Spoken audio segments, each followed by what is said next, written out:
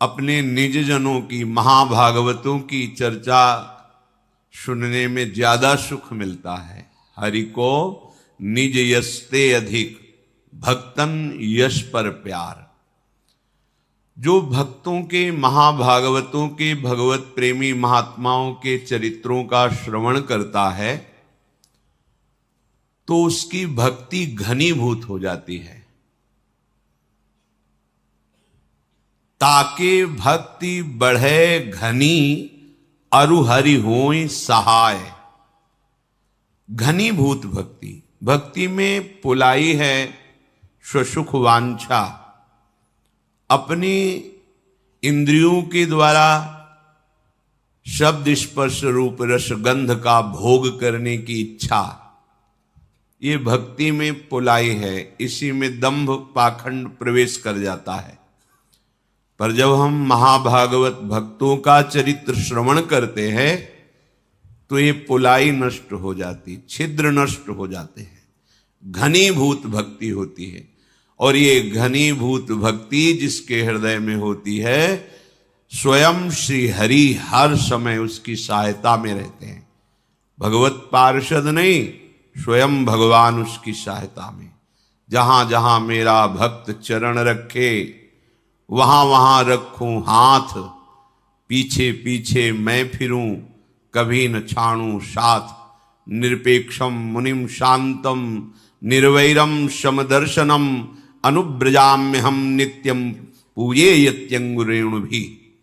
स्वयं भगवान पीछे पीछे उस भक्त के डोलते हैं जिसके हृदय में घनीभूत भक्ति होती है। जैसे बछड़ा आगे चलता है तो पुलकती हुई गाय पीछे भागती है। भक्तन पाछे यूं फिरत ज्यों बछड़ा संग गाय। बस हमारी भक्ति में रंग आ जाए, अनुराग रंग आ जाए, हमारी भक्ति घनीभूत हो जाए। जो हमारे अंतःकरण की मलिनता पूर्व पापाचरण के कारण है और हर समय विक्षेप बना रहता है भजन में, वो पाप प्रवृत्ति अंदर जो मूल में वासना रूप से बैठी है, इन सब का विनाश भक्तों की कृपा से हो जाता है। अजहू सोच विचार के, गई भक्तन पद ओट। हरि कृपाल सब पाछली, क्षमी है तेरी खोट। विचार करके देख लो, तुम्हारे बनाए तुम्हारी बनने वाली नहीं।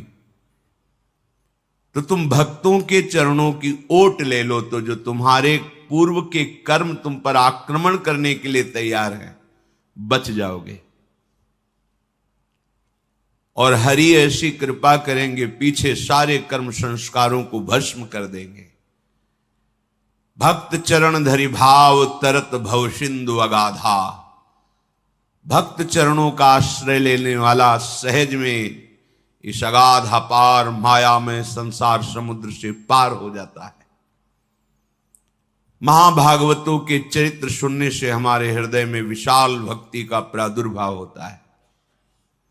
12 महाभागवतों में भीष्म जी महाराज बड़े ही महामहिम प्रभु श्री कृष्णचंद्र के अनन्य भक्त हैं। और ऐसी सत्य निष्ठा किसी भगवत स्वरूप महात्मा में ही पाई जाती, अन्यथा नहीं। अमोघ वचन, जो निश्चय कर लिया वो प्राणपन से निर्वाह किया, जिनके जीवन में सत्य ही सत्य है। कल आप प्रसंग सुन रहे थे, शास्त्रों अश्वमेध यज्ञ, राजसू यज्ञ आदि करके तपोधन महाभिष नाम के राजा ब्रह्मलोक को प्राप्त हुए। ब्रह्मलोक सभा में वो विराजमान थे। भगवती गंगा जी पधारी तो वायु देवता ने उनके अंचल को खिसकाया, जिससे समस्त वहां विराजमान ब्रह्म सभा में अपनी ग्रीवा झुका ली। पर महाभिष गंगा जी को देखते रहे और गंगा जी महाभिष को। इसलिए ब्रह्मा जी ने उन दोनों से कहा कि तुमने ये मानुषिक वृत्ति धारण की, ये ब्रह्मलोक सभा में विराजमान के अंदर ऐसी वृत्ति नहीं होती, इसलिए तुम मनुष्य लोक में जाओ। मनुष्य बनो जाकर।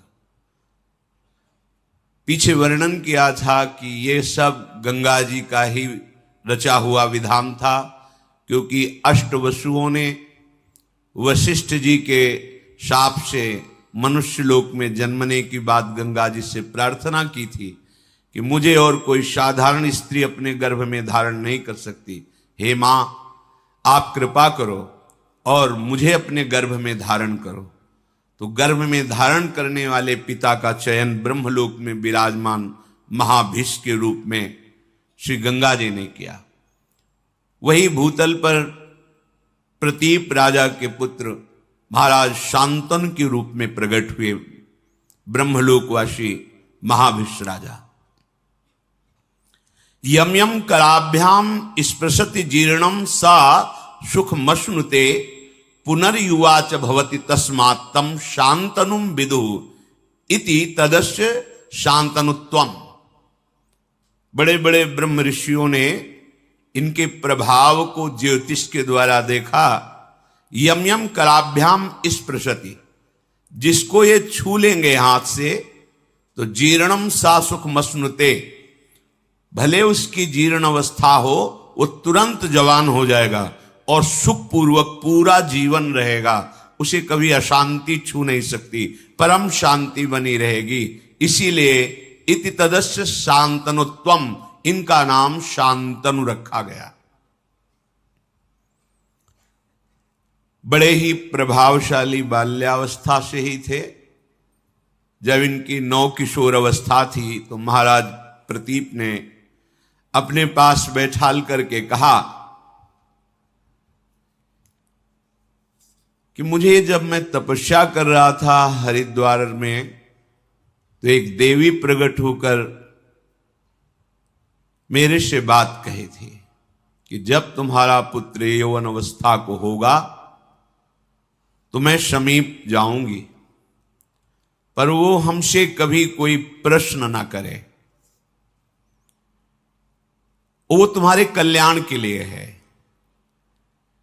ध्यान रखना, तुम्हें यदि कभी दिव्य सुंदरी नवयुवती मिले और तुम उसके रूप से प्रभावित हो जाना तो जान लेना ये वही सुंदरी है। पर यच्च कुर्यान्न तत्कर्म सा पृष्ठव्या त्वया नघ मन योगाद भजंतीम ताम भजेथा इत्युवाचतम। वो जो कार्य करे कभी प्रश्न मत कर देना, कभी पूछ मत लेना कि तुमने ऐसा क्यों किया। यदि तुम पूछ लोगे तो उसी समय वो तुम्हारे पास से चली जाएगी। मेरी आज्ञा है। वो कौन है, क्या कर रही है, कहां से आई है, कहां को जाएगी, ये कोई प्रश्न तुम्हारे नहीं होने चाहिए, ये मेरी आज्ञा है। ऐसा शांतनु जी को प्रतीप उनके जो पिता थे उन्होंने समझाया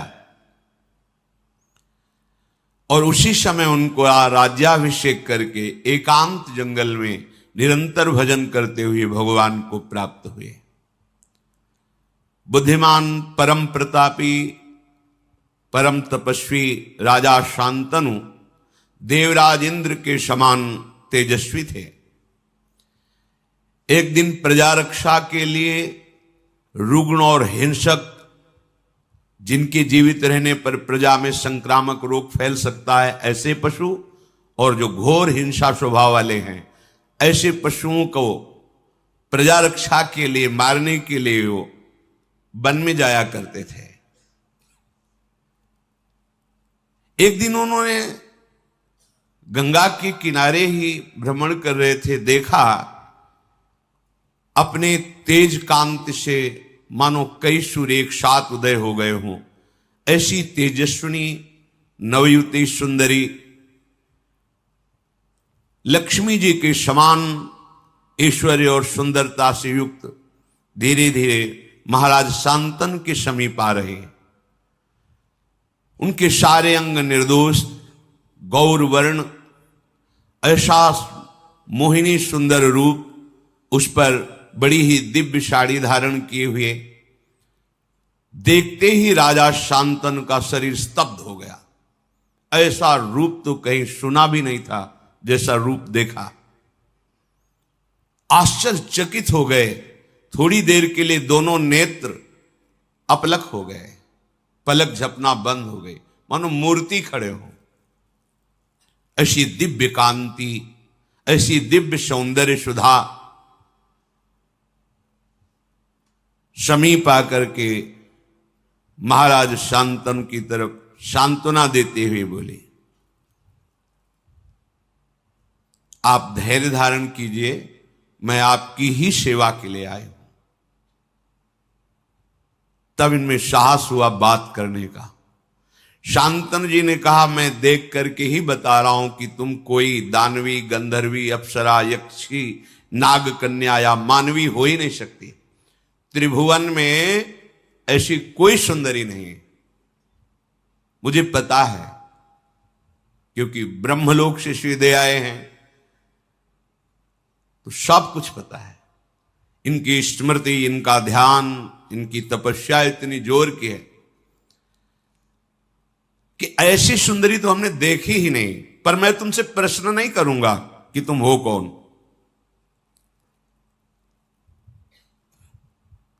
बस मेरी याचना है कि मैं आपका संग चाहता हूं।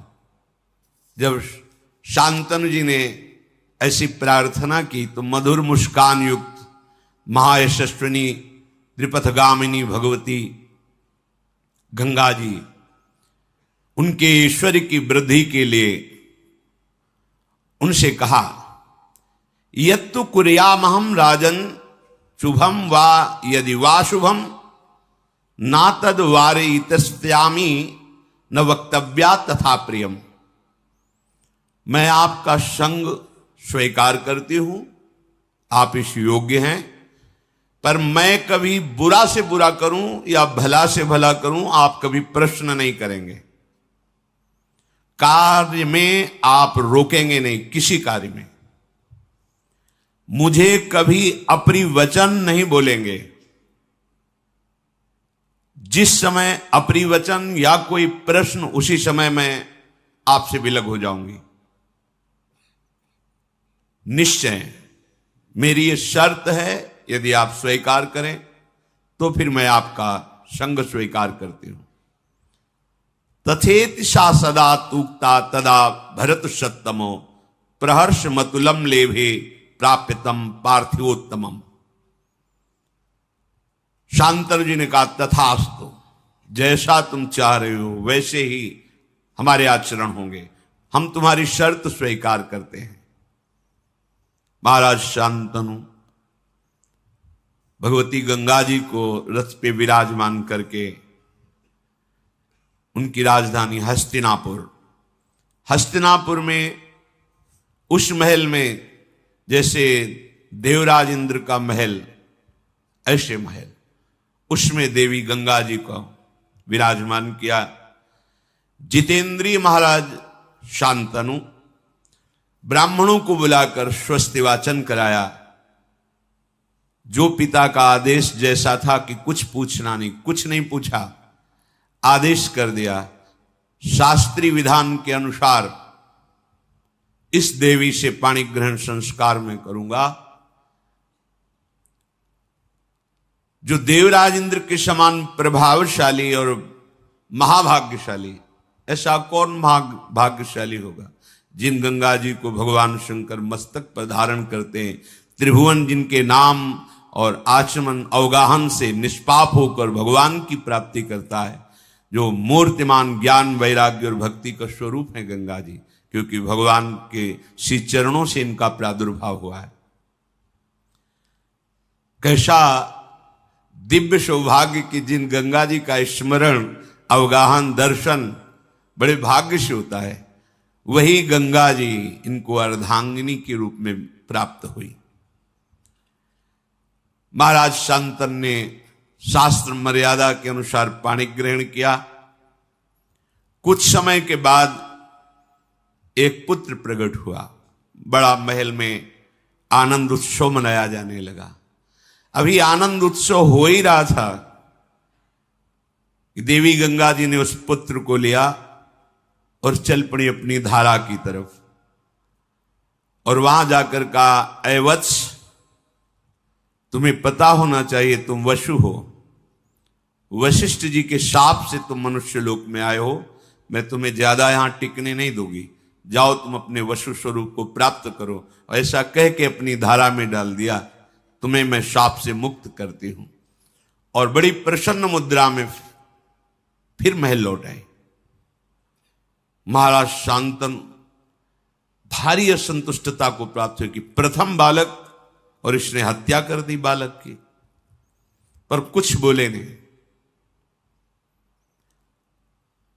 दूसरा बालक हुआ, वही प्रक्रिया। 7 बालक प्रकट हुए, 7 को गंगा की धारा में प्रवाहित कर दिया जीवित। जब 8वां बालक गर्भ में आया, जेवी लेकर के चले। अथैनामष्टमे पुत्रे जाते प्रहसतीमिव उवाच राजा दुःखार्तः परीक्षन् पुत्रमात्मनः। जेवी चली तो महाराज शांतनु पीछे से, ये क्या तू अमंगल कर रही, कौन है तू? ऐसी तो कोई मां नहीं देखा हमने सृष्टि में जो प्रकट होते हुए अपने बालक को नष्ट कर दे। मावधि कश्य काशित किम हिनत्सि सुतानिति पुत्रग्नि सुमहत पापम संप्राप्तम ते सुगर्हितम। अय बालकों का वध करने वाली सुंदरी, तू कौन है? किसकी कन्या है? कितनी निर्दयी हृदय की है कि प्रकट होते ही बालक को मार देती है। अय पुत्र घातिनी, अब तुझे अपना परिचय देना होगा। बड़े क्रोध से युक्त होकर मार्ग रोक लिया। कौन है तू? बड़े शांत भाव से, पुत्र काम न तेहन्मी पुत्रम पुत्रवताम वर जीर्णस्तु मम वासोयम यथा सा समय कृतः। अय पुत्र की इच्छा रखने वाले नरेश, तुम मेरा परिचय नहीं जानते, इसीलिए कटु वचन बोल गए। पुत्रवानों में तो महाभाग्यशाली पुत्रवान हो गए। नहीं मारूंगी इस पुत्र को, क्योंकि तुमने टोक दिया, रोक दिया और मेरी शर्त भूल गए। मेरा समय समाप्त हुआ। जानते हो मुझे, मैं कौन हूं? मैं त्रिपथगामिनी भगवती गंगा हूं। कोई पुत्र घातिनी या कोई पापिनी नहीं हूं। हाथ जुड़ गए शांतनु के। गंगा जी, बड़े बड़े महर्षियों के द्वारा सेवित मैं हूं। केवल वशुओं का कार्य पूर्ण करने के लिए, उनको गर्भ में धारण करने के लिए, उनकी प्रार्थना से मैं आई हूं। ठीक है, तुमने टोक दिया। ये 8वां पुत्र महातेजस्वी महाभाग देववशु है। वशिष्ठ जी के शाप से 7 तो मुक्त कर दिए, 8वें को तुमने रोक दिया। अब ये यही रहेगा, आजीवन मृत्युलोक में रहेगा। तुम्हारे सिवाय ऐसा त्रिभुवन में कोई राजा नहीं जो मेरा संग कर सके। तुम वशुओं के पिता हो। मानवीय सृष्टि में ऐसा कोई है नहीं कि इन वसुओं को गर्भ में धारण कर सके। अतः इन वसुओं की प्रार्थना से इनकी मां बनने के लिए मैंने मानव शरीर धारण करके तुम्हारा संग किया।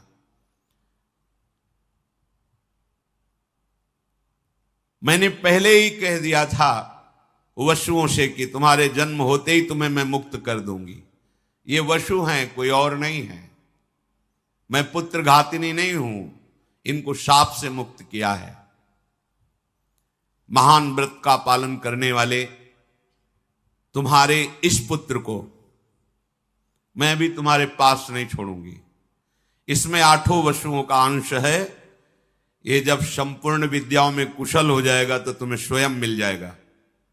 आप निश्चिंत रहना। जब ये बालक मिले तो इसका नाम देवव्रत गंगादत्त, ऐसा नाम पुकारना। गंगा जी ने महाराज शांतनु को जो अपना परिचय दिया तो अवाक हो गए। मेरी पत्नी के रूप में भगवती गंगा जी थी। अगर पहले बता देते तो शायद उनकी साहस वृत्ति इतनी ना पड़ती।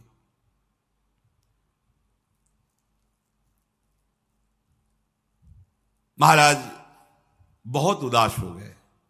देखते ही देखते पुत्र सहित गंगा जी अंतर्धान हो गई। सासमा षोडशाष्टौ च चतस्त्रोष्टौ तथा पराः रतिमप्नावन स्त्रीषु बभूव वन गोचरः। 16, 8, 4, 8 36 वर्ष तक गंगा जी के वियोग में वहीं वन में ही अधिक समय व्यतीत करते महाराज शांतनु।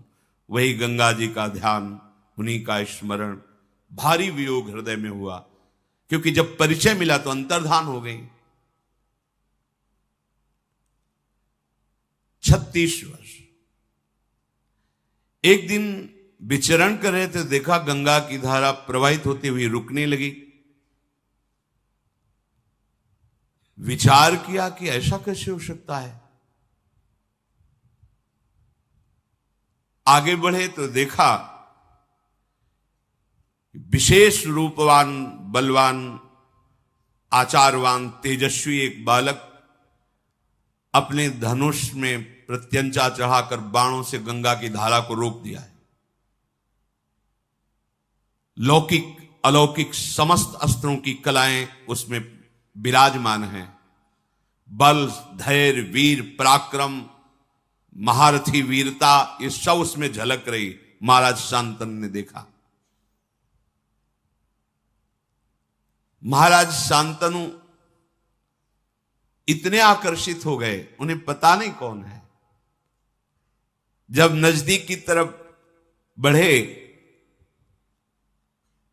तो बालक देख के ही अंतर्धान हो गया। बड़े विस्मय में पड़ गए कि ऐसा तेजस्वी बालक अभी तक हमने नहीं देखा, जो बाणों से गंगा की धारा को रोक दे। बहुत चिंतित थे। इतने में देखा कि भगवती गंगा जी उस बालक को हाथ से पकड़े हुए सामने आई। बड़ा दिव्य रूप पहले से भी अधिक प्रकाशित गंगा जी का है, क्योंकि इनके संग के लिए ही अपने रूप की गरिमा को कम किया था, तब ऐसा रूप था। अब तो दिव्य रूप गंगा जी का। दिव्य अलंकारों से विभूषित देवी गंगा उस बालक को सामने लाई और कहा, ये वही आपका 8वां पुत्र है जिसके लिए आपने मुझे कटुवचन बोले थे, रोका था और मैं लेकर के अंतर्धान हुई थी। पुरुष सिंह त्रिभुवन में इसके समान कोई अस्त्रवेत्ता नहीं, शास्त्रों का ज्ञान रखने वाला और शस्त्रों का ज्ञान रखने वाला। इसे मैंने बड़ी दिव्यता से पालन पोषण किया है। यह अब आपका पुत्र है। ये महर्षि वशिष्ठ से 6 अंगों सहित समस्त वेदों का अध्ययन करके ब्रह्मबोध हो चुका है। महाराज वशिष्ठ जी योग वासिष्ठ नामक पूर्ण ब्रह्मबोध कराने में समर्थ ग्रंथ है योग वासिष्ठ। ये अस्त्र विद्या का महान पंडित, महान धनुर्धर और युद्ध में देवराज इंद्र को भी परास्त करने की सामर्थ्य रखने वाला बालक है। देवता असुर कोई भी त्रिभुवन में ऐसा नहीं जो इसके सामने टिक सके। नीति को भगवान शुक्राचार्य जी से हमने शिक्षा दिलाई है और देवदानों वंदित भगवान बृहस्पति जी से इसने शास्त्र ज्ञान प्राप्त किया है। ब्रह्म ज्ञान वशिष्ठ जी से प्राप्त किया है। महाबाहु महात्मा ये पुत्र अंग और उपांगों सहित पूर्ण रूप से प्रतिष्ठित है। जमदग्नि नंदन महर्षि भगवान परशुराम जी का ये शिष्य है। अस्त्र विद्या में उनके समान ही है। मैंने पूर्ण करके इस पुत्र को तुम्हें दिया है। राजधर्म, अर्थशास्त्र, मोक्ष धर्म, समस्त धर्मों का ये महान पंडित है, ज्ञानी है। जाओ, ये तुम्हारे कुल की कीर्ति का वर्धन करने वाला होगा। अभी कुछ बोल ही नहीं पाए थे महाराज शांतनु की देवी गंगा अंतर्धान हो गई। गंगा जी की आज्ञा शिरोधार करके महाराज शांतनु सूर्य के समान प्रकाशित होने वाले अपने पुत्र को राजधानी में लाए। हस्तिनापुर अमरावती के समान सुंदर, देवराज इंद्र की राजधानी अमरावती। जे ही संपूर्ण प्रजा को पता चला कि शांतनु का अष्टम पुत्र जो गंगा जी ले गई थी वापस आया है, संपूर्ण प्रजा में आनंद की लहर दौड़ गई। बड़े ही सौम्य स्वभाव महात्मा, गुणवान, ज्ञानी, नीतिज्ञ, शास्त्रज्ञ, शस्त्रज्ञ, ऐसे युवराज को प्राप्त करके शांतनु जी को बहुत सुख हुआ और विद्वान ब्राह्मणों को बुलाकर युवराज पद पर अभिषिक्त कर दिया। अति पराक्रमी पुत्र को प्राप्त करके पिता शांतनु को अपार सुख हो रहा है कि अब मेरा जीवन आनंद में, राज्य भारे संभालेगा और अपना जीवन में भजन करके समाप्त करूंगा, क्योंकि अब कोई कामना नहीं रह गई। पर सावधान रहना चाहिए, साधक को सावधान रहना चाहिए। हृदय की स्थिति ऐसी होने पर भी कि मेरे पर कोई कामना का प्रभाव नहीं पड़ेगा, ऐसा कभी नहीं सोचना चाहिए। जब तक शरीर में श्वास है तब तक साधक को कभी अपने को सिद्ध समझकर मनमानी बर्ताव नहीं करना चाहिए, क्योंकि जिनके चरणों का आश्रय लेकर तुम चल रहे हो ये उनका प्रताप है। अगर अहम आ गया तो उन्हीं के चरणों की शक्ति से बलवान माया है। माया शक्ति भगवान की है, किसी और की नहीं है, तो परास्त होने में देर नहीं लगेगी। किसी और की होती तो परास्त न कर पाती, पर जैसे मम माया तैसे ममैवांशो, बराबर का खेल है। अगर अहंकार कर लिए तो गिर जाना पड़ेगा, या इतना विश्वास कर लिए कि अब मुझे कोई परास्त नहीं कर सकता, नहीं। यही डर ही डर हरिवंश हित, जिनो भ्रमय गुण सलिल पर, जिह नामन मंगल लोक त्यों, सुहरि पद भजु न विलंब करे। डरते रहो कभी कोई हमारी वृत्ति को चुरा न ले। जो एक एक वृत्ति हम अपने आराध्य देव श्यामा श्याम के चरणों में समर्पित करते उसे कोई चुरा न ले।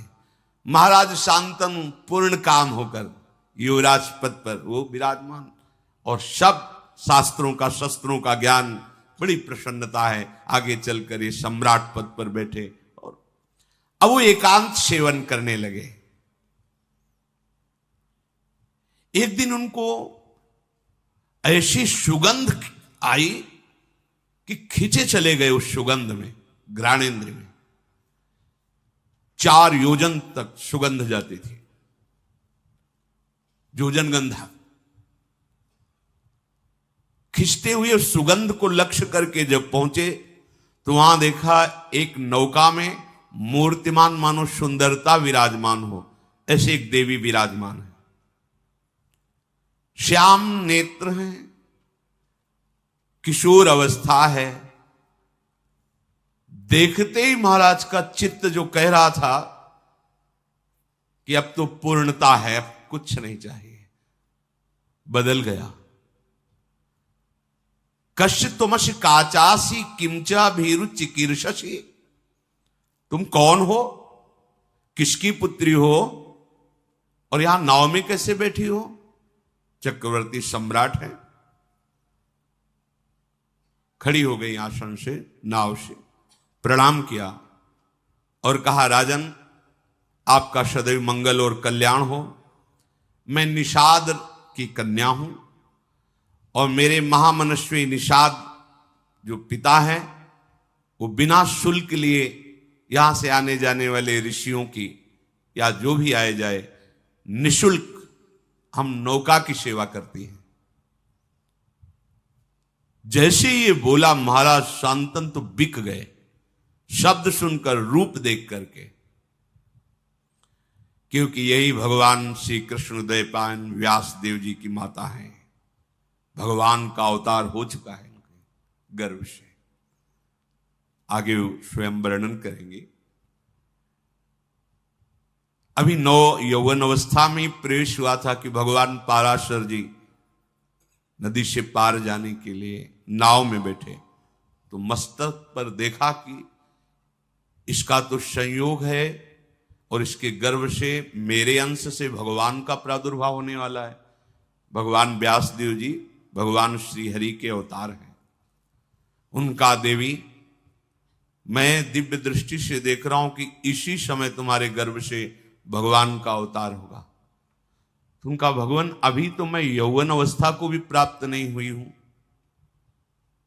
तत्काल उनके अंदर यौवन अवस्था का आविर्भाव हो गया। भगवान मेरे शरीर से मछली की सी दुर्गंध आती है। तत्काल योजनों सुगंध से आकृष्ट, अभी आए ना महाराज शांतनु, सुगंध ही सुगंध। महाराज दिन का प्रकाश है, भारी कोहरा पैदा कर समर्थ भगवान पाराशर जी। महाराज अगर गर्भ हुआ तो हमसे फिर ब्याह कौन करेगा? कन्याओं में, पंच कन्याओं में तुम पवित्र कन्या रहोगी, महाराज गर्भ तो धारण करना पड़ेगा। नहीं, इसी समय प्रकट होगा, गर्भ भी नहीं धारण करना पड़ेगा।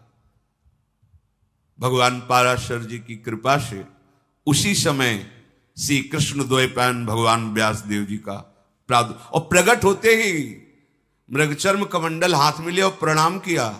ऐसे नहीं कि प्रकट हुए बच्चे हो, पाराशर जी बच्चा लेके चले, ऐसे नहीं, कमंडल लिया और बोले मां जब कभी आवश्यकता हो तब याद मात्र कर लेना, मैं आपकी सेवा में उपस्थित हो जाऊंगा। श्री कृष्ण द्वैपायन भगवान व्यासदेव जी की मां है। राजा शांतनु को ऐसा पूर्व का कुछ पता नहीं, और पाराशर जी ने तत्काल जो कन्या स्वरूप वही प्रकट कर दिया था।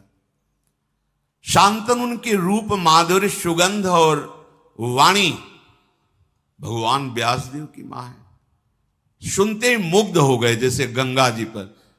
तो गंगा जी के वियोग से जो हृदय की दशा हुई थी, वो देवव्रत गंगादत्त से मिलने पर पुत्र के थोड़ी शांत हो गई थी। फिर वही नवीन, बहुत सावधानी की जरूरत होती है। उपासक कभी ऐसा न समझ ले कि अब हमारा कोई नहीं बिगाड़ सकता।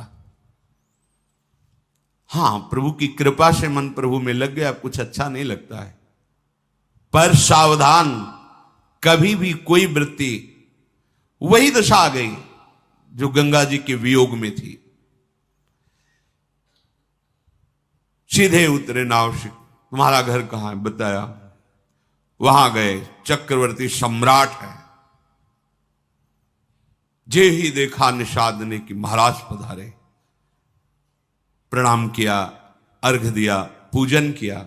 महाराज मेरे तो भाग्य खुल गए, आप जैसे प्रतापी राजा यहां पधारे हैं। क्या आज्ञा है, क्या सेवा करूं? वो जो नौका में विराजमान युवती हो, तुम्हारी पुत्री है? हाँ महाराज, मैं तुम्हारी पुत्री का वरण करता हूं और उसको मांगने आया हूं तुमसे। महाराज, ओहो, मुझे चिंता थी कि इतनी सुंदर पुत्री का वरण कौन, किसके साथ करूंगा? मेरे पास तो धन नहीं, संपत्ति नहीं। भगवान ने मेरी बात सुन ली। आप जैसा तेजस्वी, आप जैसा महान सम्राट स्वयं मांगने आया, ये तो मेरी पुत्री का भाग्य और मेरा भी भाग्य है। परंतु आप राज्य के अधिकारी मेरी पुत्री के नहीं, पुत्री का अधिकार मेरे हाथ पर है। तो अब मैं जैसा कहूंगा वैसा आपको करना होगा, तब आपको पुत्री मिलेगी। राजा के रूप में आपका स्वागत कर लिया, पर पुत्री मांग रहे हो तो उसके लिए मेरे पास शर्त है। उस शर्त को पूरी करो और पुत्री को ले जाओ। यदि आप मेरी पुत्री को अर्धांग में विराजमान करना चाहते हो तो सत्य को सामने रखकर मेरे सामने प्रतिज्ञा करो कि इससे जो संतान होगी वही हस्तिनापुर के सिंहासन पर विराजमान होगी। शांतनु ने कहा, ऐसा कभी नहीं हो सकता। मैं गंगा पुत्र देवव्रत के स्थान को किसी को नहीं दे सकता। तुरंत वहां से चल दिए। अब हृदय में वही विरहाग्नि जो गंगा जी के अंतर्धान होने पर हुई थी। अब बोल सकते नहीं किसी से, हृदय जल रहा है एकांत में, बस कि अब क्या करें, कोई उपाय नहीं। देवव्रत युवराज पद पर है और पूर्ण समर्थ है, मैं उनके भाग्य पर ऐसा नहीं कर सकता कि वो राजा ना बने और इसका पुत्र राजा बने, कभी नहीं कर सकता। अपने सुख के लिए ऐसा कभी नहीं कर, दुचित हो गए। इधर ये भाव और उधर उस रूप और वाणी को सुनने के बाद बिक गए महाराज शांतनु। रोज का रोज शरीर बीमार होने लगा, अस्वस्थ होने लगे महाराज शांतनु। देवव्रत ने एक ही दृष्टि में देखकर पहचान लिया कि कोई आंतरिक विषय है जिस पर महाराज अस्वस्थ हो रहे हैं। जाकर के प्रणाम किया और कहा, पिताश्री आपका कुशल मंगल। भूमंडल का क्या कोई ऐसा भी नरेश है जो आपकी आज्ञा का पालन नहीं कर रहा? आप आदेश कीजिए, अभी मैं उसको परास्त करके आपके चरणों में। या कोई आपकी ऐसी आंतरिक दुख वृत्ति है जो आप किसी को बता नहीं सकते? अब आपका मौन रहना ठीक नहीं, आपके स्वास्थ्य के लिए आप चक्रवर्ती सम्राट पद पर हैं, आपको बोलना ही होगा, आपको हमसे बात करनी होगी। आपकी कांति मलिन हो रही है, आपका शरीर पीला हो रहा है, आप खिन्न हैं, साधारण बात तो है नहीं, ये कोई रोग नहीं है। मैं जानता हूं कि मैं प्रतिकार कर सकता हूं आपके इस चिंतन का, पर आपको उत्तर देना होगा। शांतनु ने कहा, बेटा इसमें संदेह नहीं कि मुझे कोई रोग नहीं है, मैं भारी चिंता में डूब गया हूं। कैसे तुम्हें बताऊं, तुम पुत्र हो, कैसे तुम्हें अपनी चिंता की बात बताऊं? पर जब तुम पूछ रहे हो तो तुम इस विशाल वंश के मेरे एक ही पुत्र हो। मुझे पूर्ण पता है कि तुम पुरुषार्थ में समर्थ हो, मुझे पूर्ण विश्वास है हस्तिनापुर के सिंहासन की योग्य भी तुम ही हो। पर मैंने एक नवयुवती देखी तो मैंने विचार भी किया कि अगर एक पुत्र पे कोई संकट आ जाए तो पूरा का पूरा सिंहासन खाली। इस भाव की पूर्ति के लिए भी, और मेरा मन भी आसक्त हो गया है, इसके लिए मैं द्वितीय विवाह करना चाहता था, पर ऐसी शर्त रख दी कि मैं उसे निर्वाह नहीं कर सकता। तुम्हारा कल्याण हो, तुम आनंदित रहो, तुम शूरवीर हो, कभी किसी बात को सहन ना कर सको ऐसा नहीं, धैर्यवान हो, मेरी बात को छुपाओ और तुम राज्य सेवा में लगो। मैं संदेह में पड़ गया हूं, जब तक ये संदेह निवृत्त नहीं होगा तब तक मुझे शांति नहीं मिलेगी। अपने पिता के हितैषी बूढ़े मंत्रियों को बुलाया और कहा, साफ साफ बताओ। पिता ने बताया नहीं। किससे आसक्त हैं पिताजी, क्या शर्त है? तो उनका, मैं इतना जानता हूं कि कोई निषाद राज की कन्या है, पर शर्त क्या है मुझे पता नहीं, ये तो सारथी ही बता सकता है, क्योंकि महाराज का सारथी महाराज के साथ वहां तक गया था, हम सब पीछे ही थे। देवव्रत जी ने पिता के सारथी को बुलाया और प्रणाम किया, क्योंकि पिता के ही तुल्य सम्माननीय होता है, और कहा, महाप्राज्ञ अर्थात तुम परम ज्ञानी हो, जो मैं पूछ रहा हूं पिता के हित के लिए, राजा के हित के लिए पूछ रहा हूं, सत्य बोलना। किससे मेरे महाराज का अनुराग हो गया है? तुम सत्य परिचय बताना, और क्या शर्त है? उनका, महाराज वो कोई राजकुमार की कन्या नहीं है, राजा की कन्या नहीं है, वो एक धीवर की कन्या है, पर इतनी सुंदरी है कि मैंने भी ऐसी सुंदरता नहीं देखी। आपके महाराज ने जाकर के मांगा स्वयं कि मुझे पत्नी के रूप में वरण करने के लिए अपनी कन्या दे दो, तो उसने शर्त रख दी कि इसके गर्भ से जो पुत्र होगा वही हस्तिनापुर का सम्राट पद स्वीकार करेगा। आपके पिताजी वहां से तुरंत चल दिए कि मैं ऐसा कदापि नहीं कर सकता। इसके बाद ऐसी दशा को प्राप्त है, अब आपको जैसा उचित लगे। देवव्रत ने समस्त वृद्ध मंत्रियों को बुलाया और भी विशिष्ट अधिकारियों को, क्योंकि युवराज पद पर हैं, और बिना सूचना के अपने पिता के सारथी को लेकर वहां पहुंचे निषाद के घर में। जो ही निषाद ने देखा कि देवव्रत अपने मंत्रिमंडल के साथ पधारे हैं, विधिवत पूजा करके पृथ्वी पर माथा रख करके प्रणाम किया और कहा, आज मेरे भाग्य खुल गए कि आप गंगा पुत्र देवव्रत हमारी कुटिया में पधारे, अहो भाग्य। उन्होंने कहा, यहां मैं पूजा स्वीकार करने नहीं आया, याचना करने आया हूं। क्या शुल्क रखा है आपने अपनी पुत्री के लिए? जो भी चाहोगे मैं तुम्हें दूंगा, पर मेरे पिताश्री के लिए तुम्हारी ये कन्या चाहिए। महाराज, वो तो स्पष्ट मैंने कह दिया था कि हमारी पुत्री के गर्भ से जो पुत्र होगा वही राज सिंहासन पर बैठेगा। और महाराज शांतनु के आप अकेले पुत्र हैं, शस्त्रधारियों में श्रेष्ठ हैं, आपके सामने कोई टिक नहीं सकता, मुझे पता है। तो भला मैं अपनी पुत्री के पुत्र की रक्षा के लिए ऐसा वरदान क्यों ना मांगू? कहीं आपकी भ्रुकुटी बिगड़ गई तो? ये कन्या मेरी नहीं है, ऐसा मत समझना कि निषाद की कन्या है। ये आर्य पुरुष की संतान है। ये गुणों में आपके समान है, जन्म भी आपके समान ही महापुरुषों से हुआ इसका। मछली के उदर में सत्यवती जी को निकाला था निषाद ने, इसीलिए पिता कहे गए। सत्यवती की योग्य अगर भूमंडल में है तो केवल महाराज शांतनु ही है, मुझे पता है, पर मैं बिना शर्त के नहीं दे सकता। इस शर्त का तुम्हें पालन करना होगा, क्योंकि मुझे पता है यदि आप गुस्सा हो गए तो आपका शत्रु चाहे गंधर्व हो या देवता हो या कोई दैत्य हो, आपके सामने टिक नहीं सकता। फिर सत्यवती का बालक अगर कोशिश भी करेगा तो राज सिंहासन के समीप भी नहीं पहुंच सकेगा, क्योंकि आप जैसा महारथी है। इसलिए मैं अपनी पुत्री नहीं दे सकता जब तक आप या आपके पिता ऐसा वचन नहीं देते।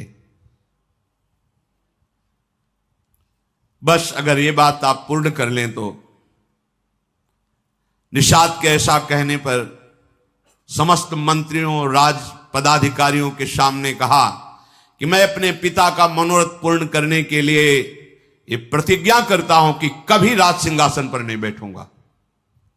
युवराज पद पर हूं तो जीवन भर सिंहासन की रक्षा करूंगा, और जो तुम्हारी पुत्री से पुत्र होगा वही राज सिंहासन पर, यह मैं प्रतिज्ञा करता हूं। बोले, महाराज ये दोष युक्त हमें इसमें दिखाई दे रहा है, क्योंकि आज तक कोई ऐसा पुरुष पैदा नहीं हुआ कि आपका विरोध सह सके। तो आप तो ऐसा बोल गए, लेकिन जब आप ब्याह करेंगे और आपका पुत्र पैदा होगा तो उसने तो संकल्प नहीं किया, वो तो मार के गिरा देगा और सिंहासन पर बैठेगा। जब उसे पता चलेगा कि आप युवराज पद पर थे और ऐसा हुआ तो बर्दाश्त नहीं करेगा। महाराज, मुझे डर लग रहा है ऐसा आपके कहने पर भी। इसलिए कन्या पर आपका पूरा अधिकार तभी माना जाएगा जब आप मुझे निर्भय कर देंगे। सत्यवती के हित के लिए राजाओं के मंत्रियों के बीच में आपको वो बात कहनी होगी जिससे मैं निर्भय हो जाऊं। और मैं जानता हूं कि आप कभी हंसी में भी मिथ्या नहीं बोलते, इसलिए आप जो बोलेंगे मैं स्वीकार करूंगा। पर आपका पुत्र सिंहासन का अधिकारी बनेगा तब किसका बस चलेगा? निषाद राज के अभिप्राय को समझकर सत्य धर्म में तत्पर रहने वाले देवव्रत ने अपने पिता का प्रिय करने की इच्छा से बड़ी ही कठोर प्रतिज्ञा की, जो किसी देवता, किसी दैत्य, किसी मानव ने आज तक नहीं की अपने पिता के लिए। उन्होंने कहा, मेरी बात सुनो, जितने दिव्य ऋषि, देवता, अंतरिक्ष के दैवी शक्तियां सब प्रकट होके सुनो। मैं सत्य कहता हूं, पिता के लिए मैं आजीवन ब्रह्मचारी। ये बहुत बड़ी बात। पिता के लिए मैं आजीवन ब्रह्मचारी रहूंगा, कभी किसी स्त्री को स्वीकार ही नहीं करूंगा, ना राज सिंहासन में बैठूंगा, ना कभी ब्याह करूंगा, ना कभी ब्रह्मचर्य तोड़ूंगा। भीष्म प्रतिज्ञा इसे कहते हैं। समस्त देवी देवता ऋषि मुनि इसके साक्षी बने कि आज अभी तक तो ब्रह्मचारी है, आजीवन ब्रह्मचर्य रहूंगा, कभी राज सिंहासन पर नहीं बैठूंगा, अपने पिता के सुख के लिए। महाराज जे ही भीष्म जी ने आजीवन अखंड ब्रह्मचर्य के व्रत की प्रतिज्ञा की, तो बड़े बड़े ऋषि मुनि देवता सब, ततो अंतरिक्ष अप्सरसो देवा सप्त ऋषि गणास तथा अव्यवर्षंत कुसुमैर भीष्मोप्यमित चाब्रवन।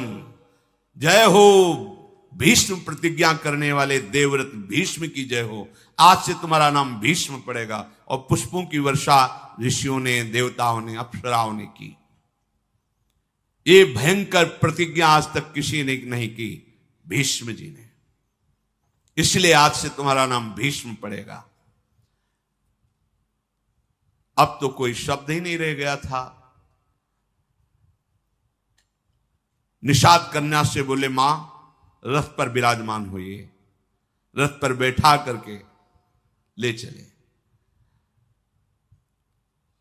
उन सत्यवती जी को जब महाराज शांतन के समीप लाए, तो जैसे मछली को जल में छोड़ दे तो नवीन प्राण आ जाते हैं, ऐसे देखकर पर आश्चर्यचकित होकर के बोले, जिसे मैं नहीं ला पाया उसे तुम कैसे ले आए? राजमंत्रियों ने बताया, महाराज ऐसी इन्होंने प्रतिज्ञा कर ली। आंखों में अश्रु आ गए शांतनु जी के, मेरे लिए इतना बड़ा त्याग। जाओ, मैं आशीर्वाद देता हूं, मृत्यु तुम्हारे वश में होगी। जो त्रिभुवन को वश में रखती मृत्यु, वो तुम्हारे वश में होगी। जब चाहोगे तब शरीर छोड़ोगे, नहीं चाहोगे तो तुम्हारे शरीर को मृत्यु स्पर्श ही नहीं कर सकती। मृत्यु विजयी स्वच्छंद मृत्यु का वरदान दिया। नते मृत्यु प्रभाविता यावत जीवित मिच्छसी त्वत्तो हनुज्ञाम संप्राप्य मृत्यु प्रभाविता नग। हे पुत्र, जब तक तुम नहीं चाहोगे तब तक तुम्हारे शरीर को मृत्यु छू ही नहीं सकती। मृत्यु विजयी होने का वरदान महाराज शांतनु ने दिया। सत्यवती जी महातपस्वी चेदिराज वसु की पुत्री हैं। पालन निषाद राज ने किया। शांतनु ने ज्योतिषाचार्यों से जान करके कि ये विशुद्ध वसु की कन्या है, शास्त्रीय विधि से विवाह किया। महल में विराजमान हुए। कुछ काल के पश्चात सत्यवती जी के गर्भ से शांतनु का बुद्धिमान पुत्र चित्रांगद प्रकट हुआ, जिसका नाम चित्रांगद रखा गया। बड़ा ही पराक्रमी, श्रेष्ठ पुरुषों में सम्माननीय। शांतनु ने फिर दूसरा पुत्र प्रकट किया, जिसका नाम विचित्रवीर्य हुआ।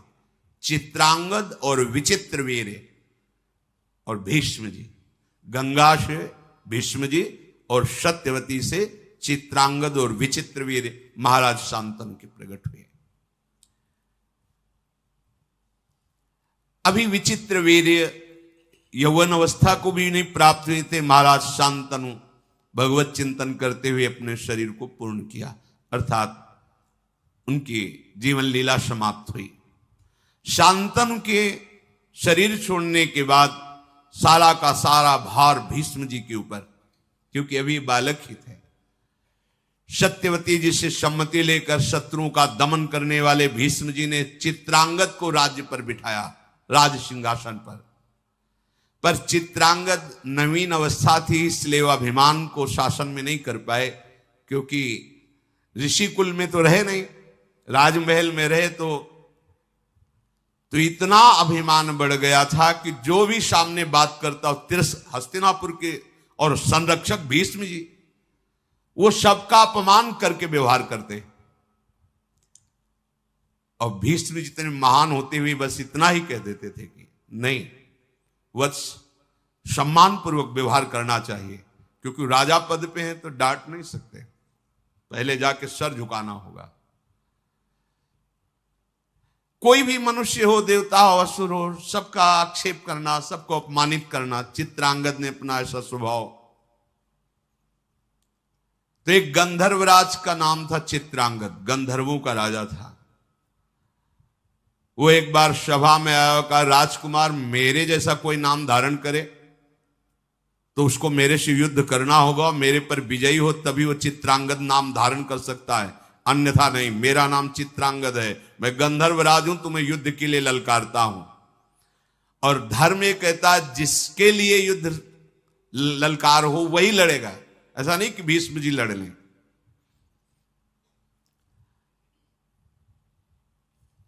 सभा से सम्मति पास हुई और कुरुक्षेत्र में चित्रांगद राजकुमार और गंधर्वराज चित्रांगद का युद्ध हुआ। अब वो माया युद्ध का स्वामी चित्रांगद जो गंधर्वराज है, मार डाला चित्रांगद राजकुमार को। कुछ नहीं कर सकते क्योंकि द्वंद्व युद्ध है, ऐसा नहीं कि उसमें बचाव पक्ष या भीष्म जी अस्त्र चला दे, नहीं, धर्म कहता है ऐसा। अगर द्वंद्व युद्ध में जिसको ललकारा गया है और उसने ललकार स्वीकार किए तो वही निर्णय करेगा, वो मारे गए। अब तो हस्तिनापुर में बड़ी शोक की लहर छा गई। चित्रांगद के मारे जाने पर शांतनुनंदन भीष्म जी ने उनकी अंत्येष्टि क्रिया कराई। विचित्रवीर अभी बालक ही थे, पर सत्यवती जी से सलाह करके मंत्रियों से उनको राज सिंहासन पर अभिषेक किया, राजा के पद पर विराजमान किया। भीष्म जी आज्ञा के अधीन रह करके सिंहासन की पूर्ण रक्षा, बैठे केवल वो बालक ही तो हैं। चित्रांगद के मारे जाने पर विचित्रवीर अभी बहुत छोटे थे, पर राज्य का भार अर्थात सिंहासन पर उन्हें विराजमान किया गया। भीष्म जी रक्षा करते। अब धीरे धीरे नवकिशोर अवस्था आई। सत्यवती जी ने कहा कि भीष्म इनके ब्याह की व्यवस्था तुम्हें करनी पड़ेगी, क्योंकि प्रायः ये बात थी कि निषाद कन्या से महाराज शांतनु ने ये पुत्र प्रकट किए, तो जैसे कोई बड़े बड़े राजा लोग स्वयंवर करते तो प्रायः निमंत्रण आदि के लिए। भीष्म जी से सत्यवती जी ने कहा कि इनके ब्याह की व्यवस्था करनी होगी। गुप्तचरों ने बताया कि काशी में स्वयंवर की रचना हो रही है, काशी राज की तीनों कन्याएं स्वयंवर में वर का वरण करेंगी।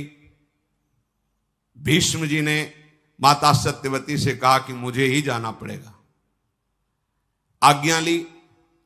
महारथियों में श्रेष्ठ शत्रु विजयी भीष्म अकेले सारथी को लेकर के वाराणसी पहुंचे और स्वयंवर सभा में जब प्रवेश किया तो बहुत से राजा बैठे हुए थे, सब देख के तालियां बजा के हंस दिए, वाह बाल ब्रह्मचारी। अब ब्याह का मन हुआ है, क्योंकि स्वयंवर में तो वही आएगा जिसका ब्याह का।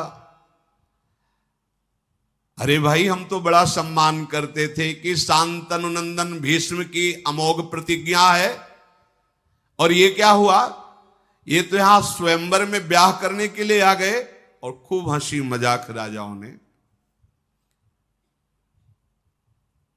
जब ऐसी हंसी उड़ाने लगे तो भीष्म जी बड़े धर्मात्मा थे। कहा कि तुम लोगों की निर्लज्जता से हमें कोई फर्क नहीं पड़ता है, तुम व्यर्थ में उपहास मत करो। मैं हस्तिनापुर सिंहासन की तरफ से आया हूं, महाराज विचित्रवीर के लिए इन कन्याओं को स्वयंवर से अपहरण करके ले जाऊंगा। तुम में जिसकी सामर्थ्य हो, तो मैं हस्तिनापुर की तरफ से हूं। मैं अपने लिए स्वयंवर में नहीं आया, मैं हस्तिनापुर सिंहासन की तरफ से आया हूं। सिंहासन में विराजमान महाराज विचित्रवीर के लिए इन कन्याओं को मैं बलपूर्वक अपहरण करके ले जाऊंगा।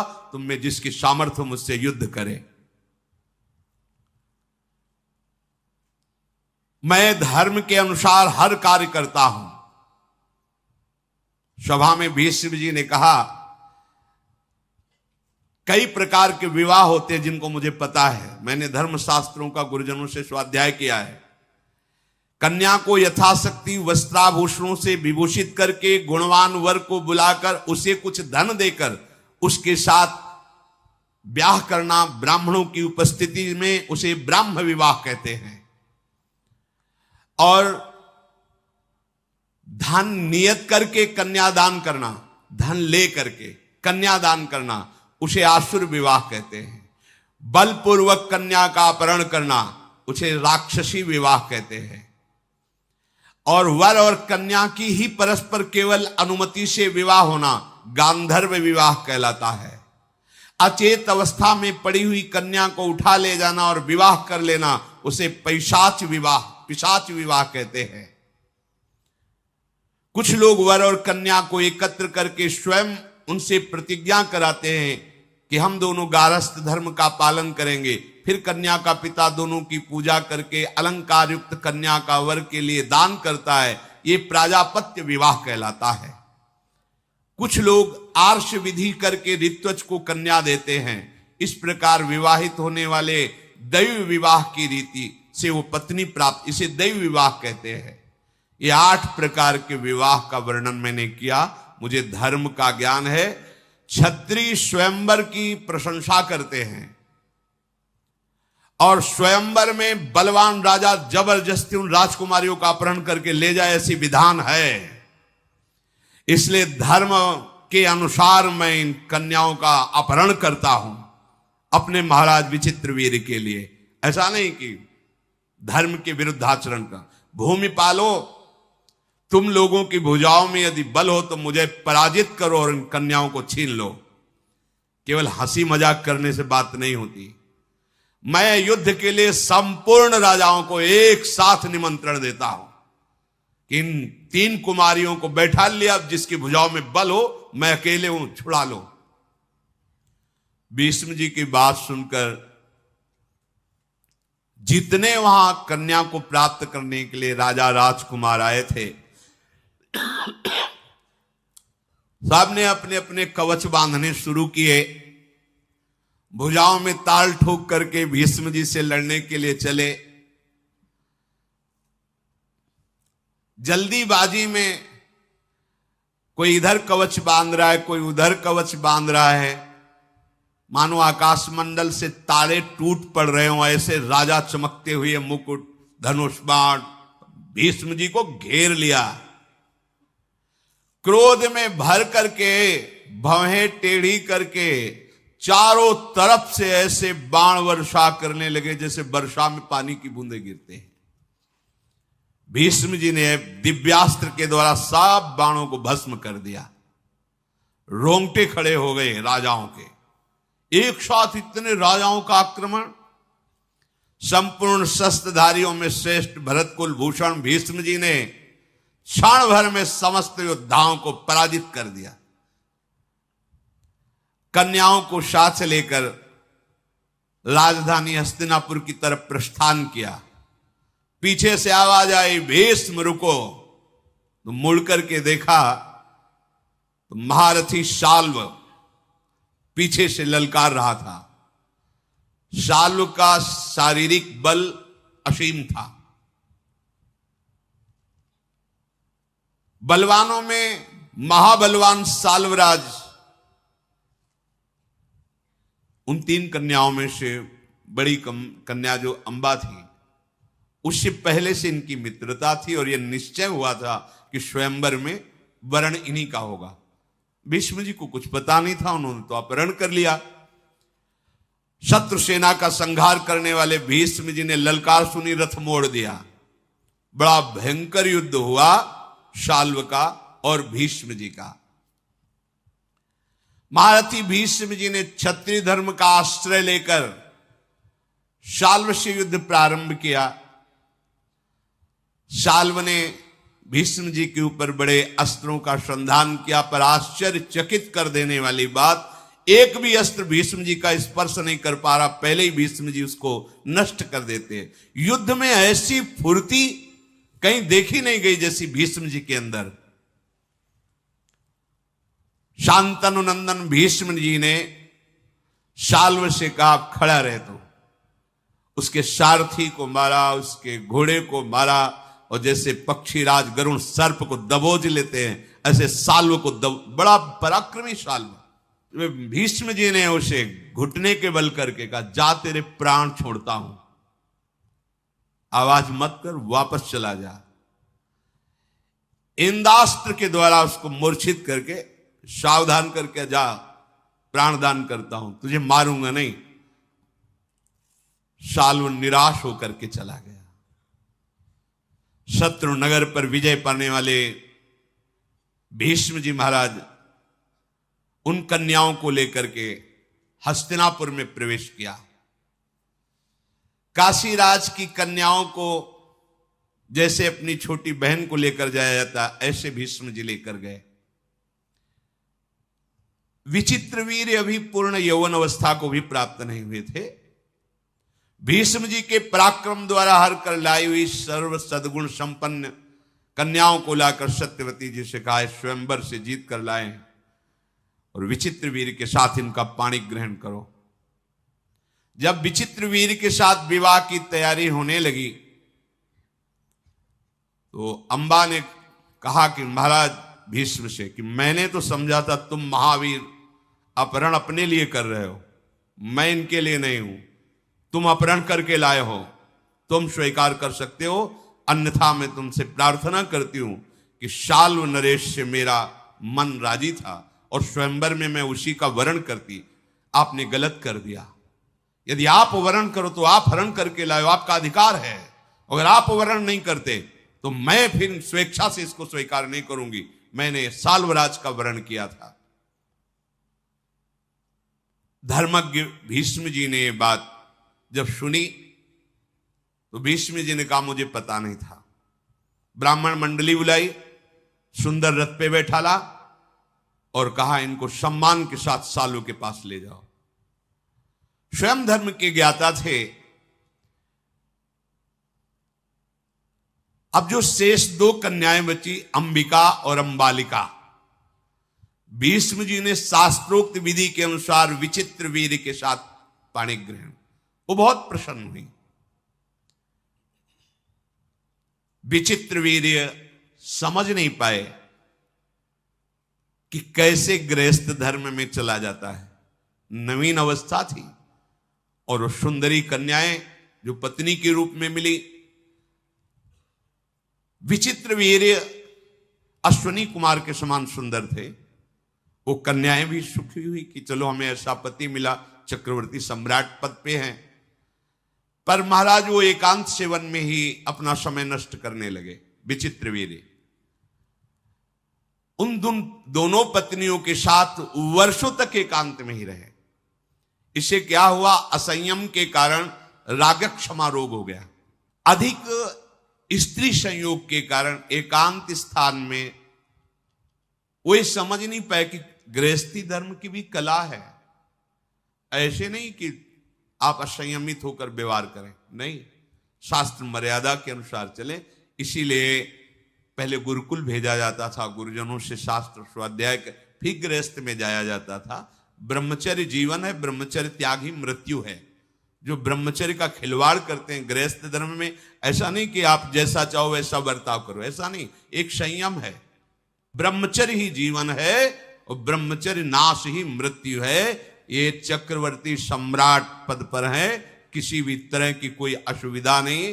राज वैद्यों के द्वारा इनका भोजन परीक्षण करके ही भेजा जाता है। ऐसे पवित्र और सुंदर वंश में प्रकट हुए, ऐसे कामासक्त हो गए कि जिस दिन से ब्याह हुआ एकांत सेवन ही और राजक्षमा रोग उनको हो गया। अब तो बड़े विश्वसनीय वैद्यों ने पूरी चेष्टा की राजक्षमा निवारण की, पर नहीं हो पाई। देखो, एक मन अन्न पाने पर 40 किलो सब भोजन, जब 40 किलो भोजन हमारा लीवर पचाता है तो एक बार संतान उत्पन्न करने योग्य ब्रह्मचर्य पुष्ट होता है, एक बार। अब जो मनमानी आचरण कर रहे हैं, अब आप इसी से अनुमान लगा जी, फिर हड्डियों से भी सब, फिर वो दुर्दशा अभी नहीं समझ में आएगी, यौवन अवस्था है, आगे चलकर समझ में आएगी। जीना मुश्किल हो जाएगा। मन शांत तन शांत। देखो ना, वैद्यों ने बहुत उपाय किया पर नहीं हो पाया। यौवन अवस्था आते आते महाराज का जीवन सूर्यास्त हो गया। विचित्र वीर्य पधार गए, हाहाकार मच गया, क्योंकि चित्रांगद को गंधर्वराज चित्रांगद ने मार दिया और विचित्र वीर्य कामाशक्ति में पधार गए। सिंहासन पर बैठने वाला कोई नहीं। गंगानंदन भीष्म जी ने अंत्येष्टि क्रिया की और शोक में डूब गए। अब क्या होगा?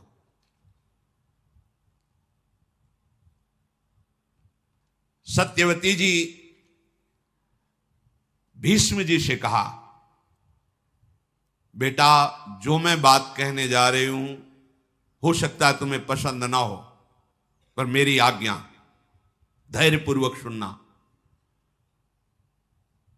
तुम शास्त्र और शस्त्र दोनों के ज्ञाता हो, पितृकुल मातृकुल दोनों के रहस्य को जानने वाले हो। तुम गंगा नंदन हो अर्थात पवित्र हो।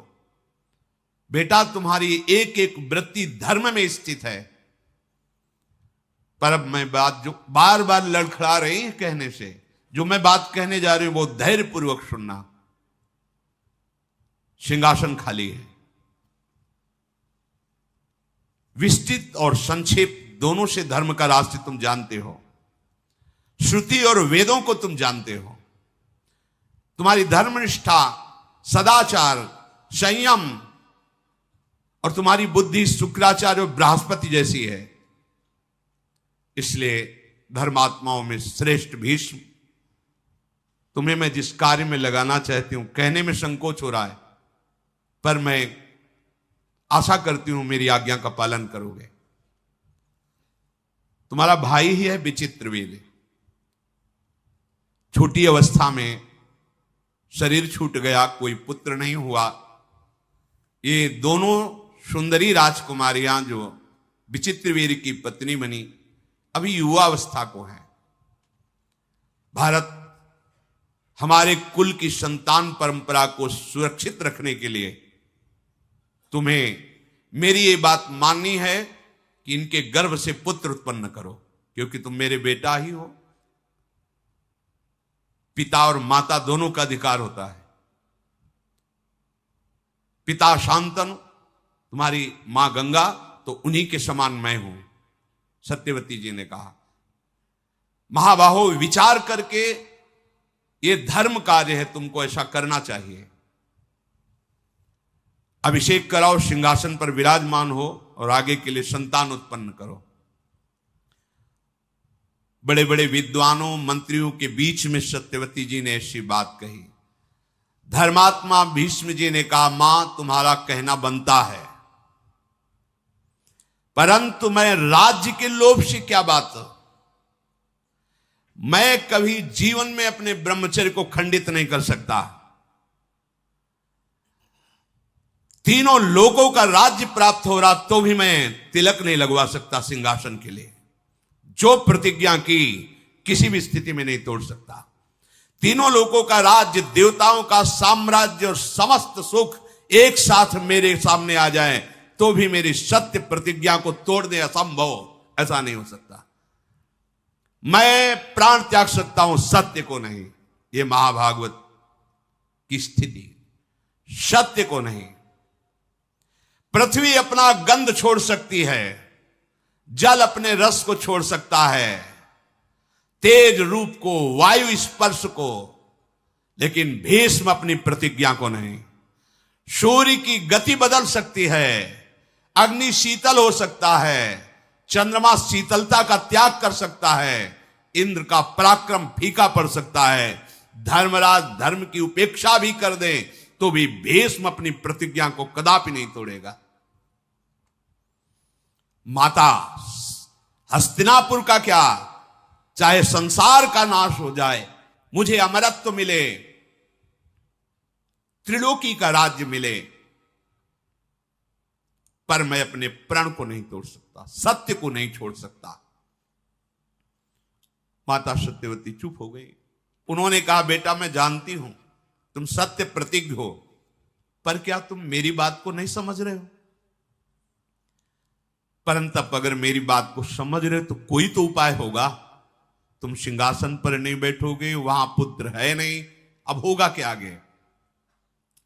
भीष्म जी ने कहा, राजमाता, मैं धर्मशास्त्रों को जानता हूं, बड़े बड़े महापुरुषों से आपद अवस्था में धर्म की व्यवस्था का भी विधान जानता हूं, इसलिए मैं आपको एक सलाह दे रहा हूं। भीष्म जी ने कहा, महाराज शांतनु की परंपरा को चलाने पर धर्मयुक्त सिंहासन में अधिकारी बैठे, इसके लिए मैंने शास्त्रों में जो व्यवस्था पढ़ी है वो आपको कह रहा हूं। शास्त्रों में कहा गया है, विधवायाम नियोगार्थे निवर्तेतु यथा विधि गुरुवच्च स्नुषावच्च वर्ते आताम परस्परम। विधवायाम नियुक्तस्ते घृताक्तो वाग्यतो निशि एक मुत्पादेत पुत्रम न द्वितीयम कथंचन। तपस्वी ब्रह्म ऋषि के द्वारा वो बीभत्स रूप बनाकर दुर्गंध युक्त शरीर को करके राज सिंहासन चलाने के लिए केवल एक पुत्र पैदा कर सकता है, जो कभी मिला ना हो और कभी मिले ना। और तपस्या से युक्त जितेंद्रीय ब्रह्म ऋषि, ऐसे ब्रह्म ऋषि को राजी कर लिया जाए और संतानोत्पत्ति के लिए एक बार ऐसा संयोग कराया जाए, शास्त्र का ऐसा आदेश है। तब सत्यवती जी ने कहा कि बेटा तुम पुत्र हो, इसलिए मैं लजाती हुई तुमसे कहती हूं कि मुझे किसी और ब्रह्म ऋषि के ढूंढने की आवश्यकता नहीं है।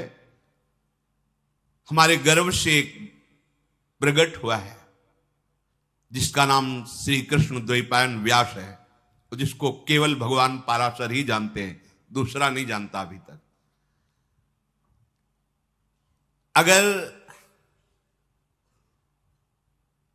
तुम्हारी सलाह हो तो मैं अपने बेटा व्यास को बुलाऊं, फिर उसको आज्ञा करूं, क्योंकि उन्होंने कहा था कि जिस समय तुम चिंतन करोगे मैं चिंतन करते हुए उपस्थित हो जाऊंगा। भीष्म जी ने कहा, सुना है महर्षि व्यास, वो तो समस्त वेदों के वो प्रकट करने वाले, वो तो भगवत स्वरूप हैं। ये तो माता बहुत सुंदर बात हुई, आप भगवान व्यास जी का जरूर चिंतन कीजिए। मुनिवर श्री कृष्ण द्वैपायन व्यास का चिंतन किया। जे ही चिंतन किया तो वेदों के श्लोकों की गूंज करते हुए भगवान व्यासदेव जी वहीं प्रकट हो गए। भगवान के अवतार हैं, श्याम शरीर, विशाल नेत्र। कहां से आए, किधर से आए, कुछ पता नहीं, वहीं प्रकट हो गए। जी सत्यवती ने देखा, दौड़ करके हृदय से लगा लिया, पुत्र है। और वात्सल्य भाव से भर करके अपने वक्षा स्थल से लगाकर दुग्ध से अभिषेक किया। सत्यवती जी की आंखों से आंसू बह रहे थे। भगवान महर्षि व्यास जी अपने कमंडल के पवित्र जल से माता के चरणों का अभिषेक करके साष्टांग प्रणाम किया। धर्म के तत्व को जानने वाली, अय मां, जरूर कोई इच्छा है आपकी, तभी आपने स्मरण किया है, आज्ञा कीजिए। त्रिभुवन में कोई ऐसा कार्य नहीं जो आपकी आज्ञा से पूर्ण ना हो सके। बड़े बड़े हस्तिनापुर के ब्राह्मणों ने भगवान व्यासदेव जी का अभिषेक, पूजन, वंदना की। जब आसन पर विराजमान किया तो सत्यवती जी ने कहा कि माता और पिता दोनों से पुत्र का जन्म होता है, दोनों का समान अधिकार होता है, पर पिता से भी अधिक पुत्र पर मां का अधिकार माना गया है। संन्यास लेने पर भी मां को साष्टांग दंडोत करने का आदेश है और पिता साष्टांग दंडोत उस सन्यासी पुत्र की करे, ऐसा आदेश है। पर वो सन्यासी पुत्र भी अपनी मां को साष्टांग, पिता से भी अधिक मां का अधिकार है। पता नहीं किस विधान से भगवान प्रसन्न होकर मेरे गर्भ से आप जैसा पुत्र प्रकट किया। जैसे पिता के नाते से भीष्म मेरा पुत्र है, ऐसे माता के नाते से तुम भी शांतनु पुत्र ही हो, पिता के नाते से भीष्म जी पुत्र हैं। मैं मां पद पे हूं पर मां तो गंगा जी हैं। ऐसे पिता के नाते से जैसे हो भीष्म जी, ऐसे मां के नाते से, पिता तो पाराशर जी पर मां तो मैं ही हूं, इसलिए मैं तुम्हारी मां हूं, तो तुम इस शांतनु वंश में भी अपना अधिकार रखते हो। इसलिए मेरी आज्ञा है, विचित्र वीर की दोनों पत्नियों से मुझे एक एक राजकुमार चाहिए। ये संतान उत्पादन का कार्य मैं तुम्हें देती हूं और ये धर्म कार्य है। अतः मेरी बात पर विचार करके इस कुल परंपरा चलाने के लिए भीष्म की सलाह और विद्वानों की सलाह और धर्मयुक्त वो आप कार्य कीजिए। भगवान व्यासदेव जी ने कहा, माता, पर और अपर दोनों प्रकार के धर्मों का रहस्य जानने पर आपकी आज्ञा धर्म संगत है। ऐसा नहीं कि आप अधर्म की आज्ञा कर रही। मैं किसी कामना के वशीभूत होकर नहीं, आपकी आज्ञा पालन करने के लिए जो आप कहेंगे मैं उसका पालन करूंगा। मैं वरुण के समान तेजस्वी पुत्र उन दोनों युवतियों से प्रकट करूंगा, पर मेरी आज्ञा सुना दी जाए कि इनको एक एक वर्ष तक जैसा मैं नियम बताऊं वैसे ये चलें। सत्यवती जी ने कहा, ये सब बातें बंद करो, मुझे एक वर्ष नहीं, मुझे अभी गर्भ चाहिए। एक वर्ष इंतजार करेंगे, एक वर्ष में तो बालक प्रकट हो जाए, मुझे अभी चाहिए। ये नियम संयम व्रत ये सब दूसरे को समझाओ, तुम मेरे पुत्र हो, मेरी आज्ञा है। मैं इस समय पुत्र कामना से युक्त हूं, सिंहासन खाली है, शीघ्र गर्भ धारण करने के उपाय करो। राजा का राज्य सुरक्षित रहना प्रजा के लिए बड़ा सुखकर होता है। भगवान व्यास जी ने कहा, यदि मुझे समय नहीं दे रही हो तो फिर उन देवियों को बोलो कि भयभीत ना हो मेरे रूप को देखकर, घृणा ना करे मेरे रूप को देखकर। मैं ऐसा भयावना रूप रखकर उनके सामने जाऊंगा, बस उनको फिर या तो संयम में रहे, जो नियम व्रत बताए, और अगर नहीं अभी तो फिर मेरा ऐसा स्वरूप होगा कि वो भय न धारण करे। मेरे गंध, मेरे रूप, मेरे वेश और मेरे शरीर को देखकर भयभीत होना, घृणा करना, ये सब आएगा, पर वो ऐसा ना करें, आप संभालो। ऐसा कहने के बाद महातेजस्वी मुनिश्रेष्ठ व्यास जी भगवान सत्यवती से शुद्ध वस्त्र श्रृंगार धारण कराओ और उनको बैठा लो। सत्यवती जी ने अंबिकाम्बालिका को पुष्ट किया कि हमारे ही पुत्र हैं, भगवान व्यासदेव जी हैं, सामने आएंगे, तुम्हें भयभीत नहीं होना, तुम्हें घृणा नहीं करनी, उनका इतना भी विभत्स रूप बना के आएंगे। बहुत तैयार किया, राज सिंहासन पर बैठने के लिए अधिकारी चाहिए।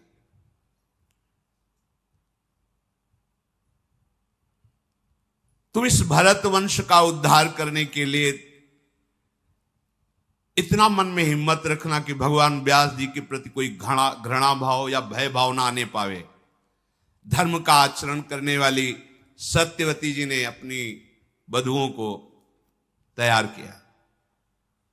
भगवान व्यासदेव जी पधारे, सत्यवती फिर गई और कहा, सावधान, भयभीत मत होना, घृणा मत करना। भीष्म आदि बड़े बड़े सब महारथी पवित्र ब्राह्मण जन सब भगवत चिंतन कर रहे हैं कि भगवान राज सिंहासन के योग्य जो पुत्र चाहिए वो भगवान व्यासदेव जी की कृपा से वो भयभीत ना हो जाए। सत्यवादी भगवद अवतार महर्षि व्यास जी अंबिका के महल में गए, शरीर से दुर्गंध फैला दी। जैसे ही प्रवेश करें दुर्गंध पूरे महल में उनके शरीर से, ऐसा घृणित घी ये सब ऐसे लगा कि दूर से ही घृणा पैदा। वो राजकुमारियां ऐसा भयावह रूप, बस केवल दीपक का प्रकाश, कोई और प्रकाश नहीं। दीप वैसे ही कृष्ण वर्ण, श्याम वर्ण, वैसी बीभत्स रूप। व्यास जी के शरीर का रंग, उनकी जटाएं, आंखें दीपक किलो में पिंगल वर्ण की तेजस्वी आंखें चमक रही, दुर्गंध वैसे ही आ रही। वो भयावह रूप देख करके, भय से युक्त होकर के अंबिका ने आंखें बंद कर ली। व्यास भगवान बाहर निकले। सत्यवती जी ने आकर पूछा, बेटा अंबिका को गर्भधारण होगा, उनके राजकुमार होगा? तो उन्होंने कहा, माता 10,000 हाथियों का उसकी भुजाओं में बल होगा, बड़ा विद्वान होगा, राजर्षियों में श्रेष्ठ होगा, परम सौभाग्यशाली होगा, महापराक्रमी होगा, अत्यंत बुद्धिमान होगा, पर आंखों से अंधा होगा। क्योंकि भयवश कहा था, भयभीत मत होना। वो रूप ही बना के गए थे और संकल्प किया। महापुरुषों में बड़ी सामर्थ्य होती है, जिनके संकल्प से अनंत ब्रह्मांडों का सृजन होता है।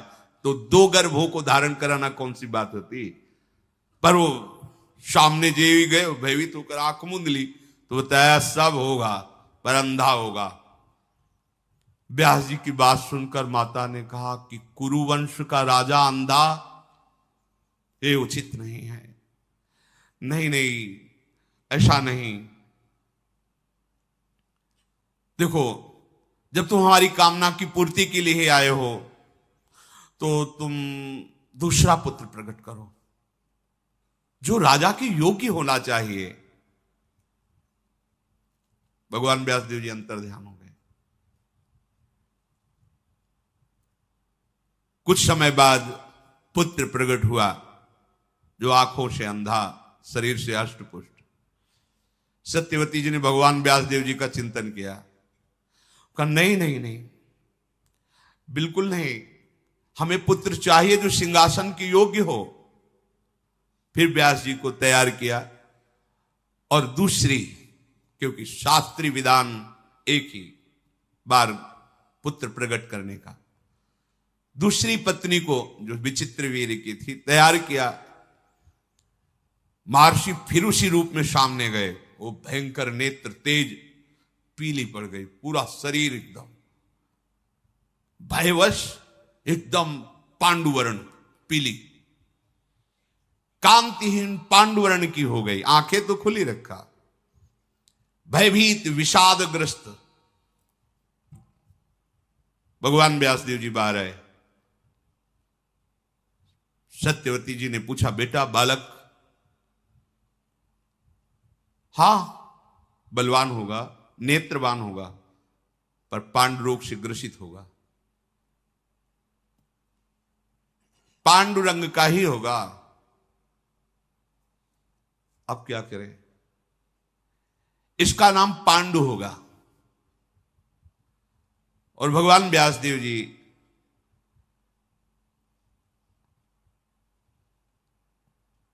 देखो, भगवान की लीला का स्वरूप पहले से संबोधन कर रहे थे, भय मत करना, घृणा मत करना, वैसा स्वरूप।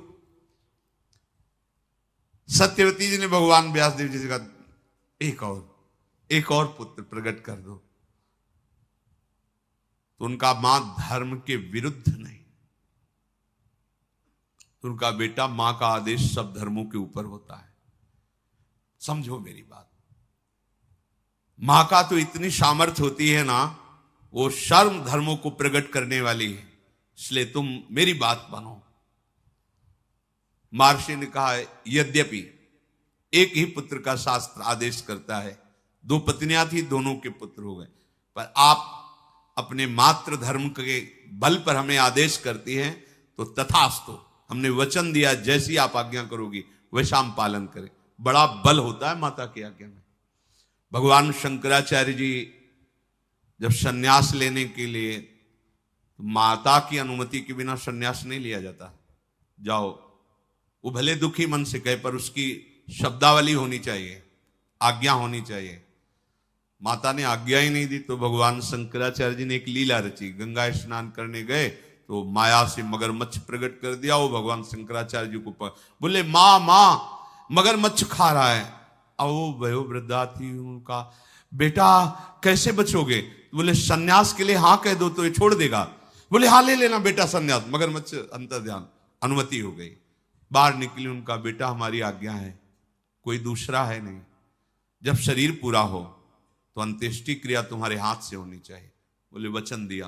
तो आद्य गुरु भगवान शंकराचार्य जी की जब मां पधारी तो दंड अपने शिष्यों को देकर अंत्येष्टि क्रिया अपनी मां का बहुत बड़ा स्थान होता है। महर्षि भगवान व्यास देव जी ने तथास्तु, जैसा तुम चाह रही हो वैसा ही करेंगे। अंबालिका ने समय आने पर पांडुवर्ण के पुत्र को जन्म दिया जो दिव्य कांति से उद्भासित हो रहा था। वही महाधनुर्धारी पांडव के पिता पांडु के रूप में, और वो जो नेत्रहीन प्रकट वो धृतराष्ट्र के रूप में। अब जब अंबिका को फिर कहा कि भगवान व्यास देव जी पधारेंगे, पहले ही भयभीत होकर आंख बंद कर ली थी। अब महारानी के राजमाता की आज्ञा तो मानना पड़ेगा। तो एक बहुत ही सुंदर दासी थी। वहां कौन देखने आता है कि राजकुमारी मतलब विचित्रवीर की पत्नी बैठी या दासी बैठी।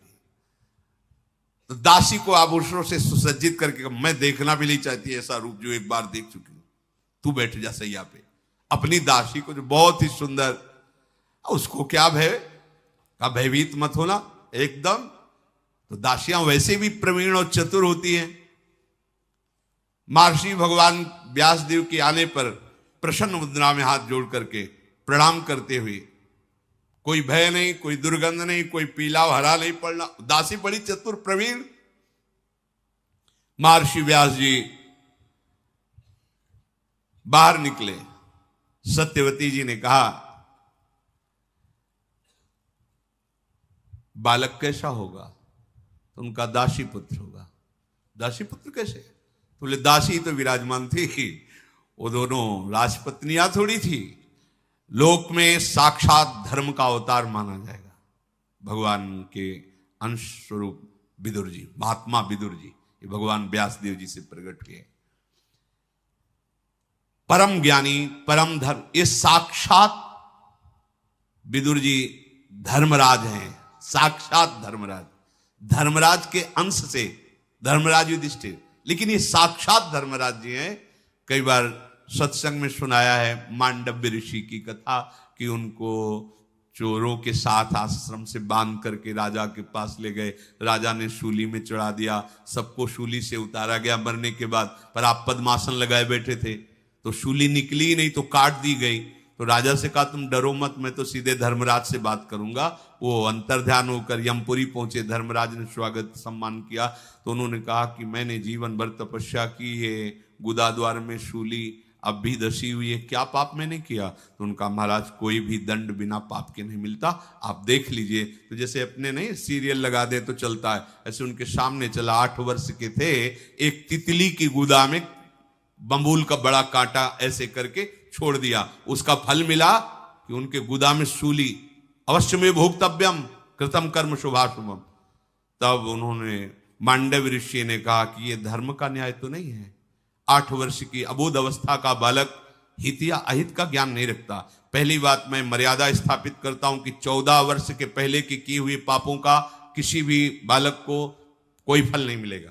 मतलब 14 वर्ष के आगे के पापों की गणना होगी, पीछे की नहीं। ये महाराज मांडव्य। और तुम एक बार मृत्युलोक में जाओ और स्वाद लो कैसा होता है मृत्युलोक। यहां बैठे बैठे हिसाब किताब करते हो। साक्षात मांडव्य ऋषि के शाप से धर्मराज विदुर जी के रूप में प्रकट हुई। शेष चर्चा इन महाभागवतों के आगे। श्री राधा वल्लभ लाल।